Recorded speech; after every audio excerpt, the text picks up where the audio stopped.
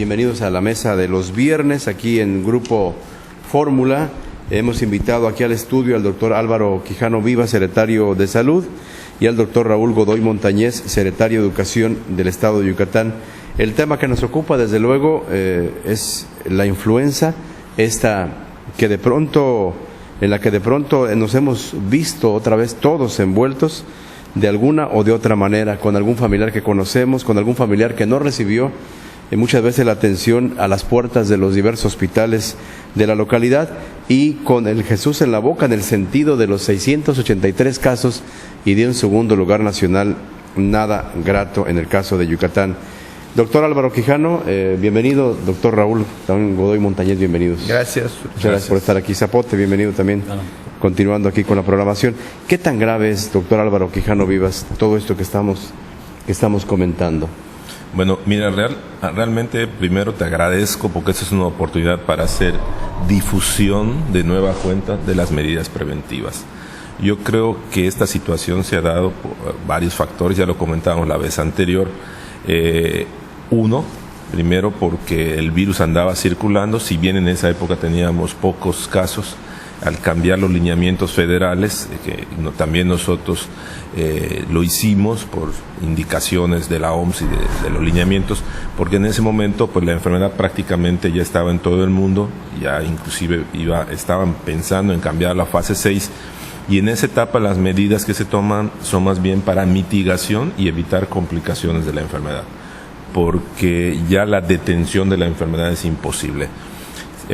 Sin embargo, esto ha ocasionado que al principio, precisamente por ser casos leves en la entidad y en la inmensa mayoría de los países, al cambiar los lineamientos de regresar a la normalidad las actividades, más no suspender las medidas preventivas. Esto te lo quiero recalcar porque lo hemos señalado desde el inicio, cuando dijimos que regresábamos a la normalidad.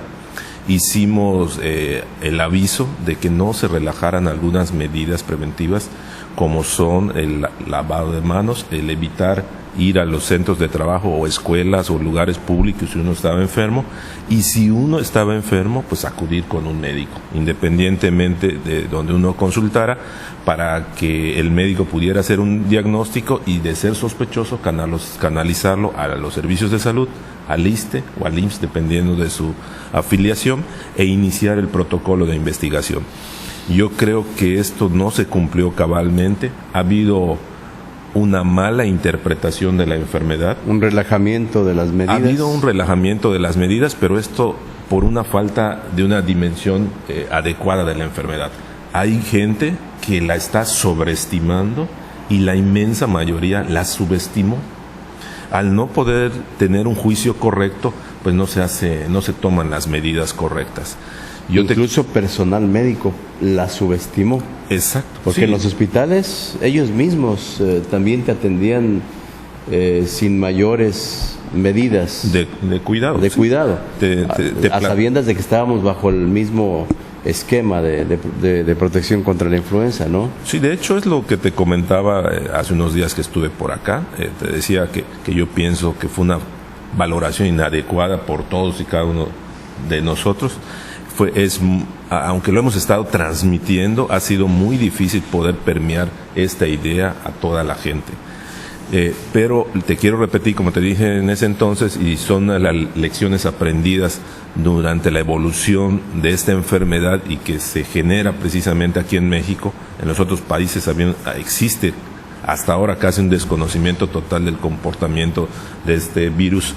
Sin embargo, una de las lecciones aprendidas es que es una enfermedad con una letalidad baja del 3%. Esto quiere decir que si bien produce enfermedad, el riesgo de fallecimiento es del 3%, el 87% son casos ambulatorios, como lo demuestran las estadísticas acá, nacional e internacionalmente. ¿La niña esta que falleció en el Orán fue a causa de influenza? Sí, es lo que te iba a explicar. Y además la otra lección es que es una enfermedad curable si la gente acude a consultar, principalmente en las 48 horas de inicio de los síntomas. Para fortuna del paciente, el inicio es brusco, es súbito. De estar bien, de repente presenta fiebre intensa, dolor de cabeza y tos, que son los tres principales síntomas y signos que se han estado presentando aquí en el Estado, puesto que en algunos otros el comportamiento de la enfermedad ha sido variable. Inclusive, te voy a decir, nosotros hemos detectado casos asintomáticos de gente que no presentaba ningún síntoma después de haber estado en contacto con algún paciente con influenza, y por estudio epidemiológico les hemos hecho las pruebas y sale positivo.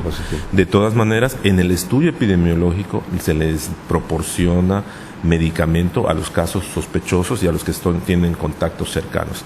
Me preguntaba lo de la muerte de esta jovencita que se generó en el Hospital Orem. En efecto, la paciente presentó, el motivo del ingreso en esta última vez fue que presentaba un cuadro de influenza. Pero esta paciente cae precisamente dentro de las estadísticas previas del comportamiento de la enfermedad cuando se presenta en pacientes con enfermedades crónico-degenerativas, inmunosupresoras previas en el paciente. Es decir, ¿llegó enferma por otra causa? Realmente, esta paciente desde el nacimiento presentaba dos problemas severos, que era una insuficiencia renal crónica en fase terminal, porque desafortunadamente nació sin el riñón izquierdo, y el riñón derecho tenía una enfermedad que se llama riñón poliquístico, que casi siempre o siempre condiciona una insuficiencia renal crónica. Aparte, presentaba otra enfermedad congénita que se llama osteodistrofia, es una enfermedad inmunológica, que ambas empiezan a comprometer el sistema inmunológico. Entonces, esta paciente tuvo un cuadro añadido de influenza, que aligeró este proceso terminal, que bien pudo ser inclusive una infección de muela, una infección en un pie, una enfermedad infecciosa diarreica severa por bacterias, o bien pudo ser influenza, ¿no? Doctor Raúl Godoy Montañez, y esto nos obliga a adelantar el periodo vacacional, sobre todo en la educación llamada básica. Sí, José Luis, pero mira, el punto central es que el calendario escolar se mantiene. Estamos terminando actividades escolares hasta el día 10. Sin embargo,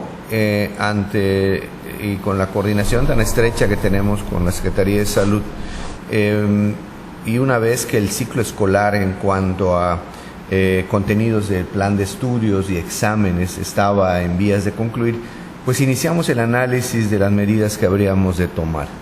Esto nos llevó a decidir que el pasado miércoles fuera el último día de actividades en los niños de educación especial y todo preescolar, y que a partir de estas fechas comenzaran todas las actividades que siempre se realizan en paralelo al final del ciclo escolar.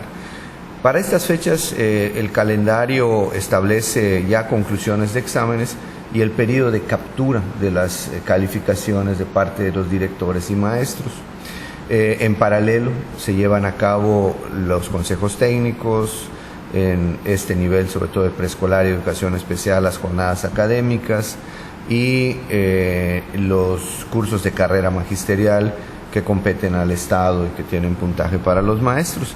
Todo esto se reprogramó para compactarlo y mantener la actividad de los maestros a lo largo de todo este periodo hasta el día 10, ¿no?